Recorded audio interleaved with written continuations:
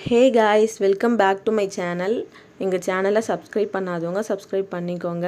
இன்றைக்கி என்ன வீடியோன்னு பார்த்தீங்கன்னா, கீரை அறுவடை தான். எங்கள் வீட்டு மாடி தோட்டத்தில் நாங்கள் கொஞ்சம் கீரைலாம் விதைச்சிருந்தோம். அதுதான் இன்றைக்கி அறுவடை பண்ண போகிறோம். எங்கள் வீட்டுக்கார் தான் அதை அறுவடை பண்ணுறாரு. நாங்கள் தனித்தனியாக அதை போடலை. ரோஸ் செடி, அப்புறமா வேறு ஏதாச்சும் செடி இருக்கிற அந்த டப்பில் காலியாக இருக்கிற அந்த கொஞ்சம் கேப்பில் தான் நாங்கள் ஊடு பயிர் மாதிரி போட்டிருக்கோம்.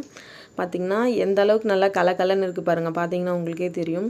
எந்த ஒரு கெமிக்கல் மருந்து எதுவுமே இல்லாமல் வெறும் மாட்டு உரம், செம்மண் மட்டும்தான் போட்டிருக்கோம். அதுலேயே பார்த்திங்கன்னா 15 நாளில் இந்த அளவுக்கு கலக்கலன்னு சூப்பராக வந்திருக்கு.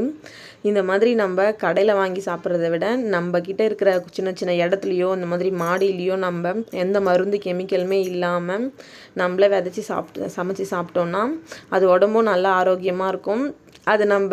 அது வளர வளர அதை பார்க்க சொல்ல இன்னும் நமக்கு மனசும் ரொம்ப ஹாப்பியாக இருக்கும்.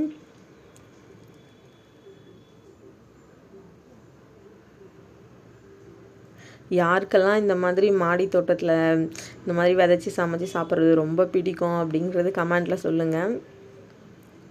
அந்த ஃப்ரிட்ஜ் பாக்ஸில் பார்த்திங்கன்னா நான் ஒரு பெரிய வாழைச்செடி வச்சுருந்தேன். குரங்கு வந்து ஃபுல்லாக கடிச்சு போட்டுருச்சு. நான் வருமோ வராதோன்னு தான் பார்த்தேன். பார்த்திங்கன்னா அந்த கீரை கூடவே சேர்ந்து அந்த வாழைச்செடியும் சூப்பராக வளர்ந்து வந்திருக்கு. இன்றைக்கி ஒரு நாள் அந்த 2 டப்லேருந்து எனக்கு இவ்வளோ கீரை கிடச்சிருக்கு.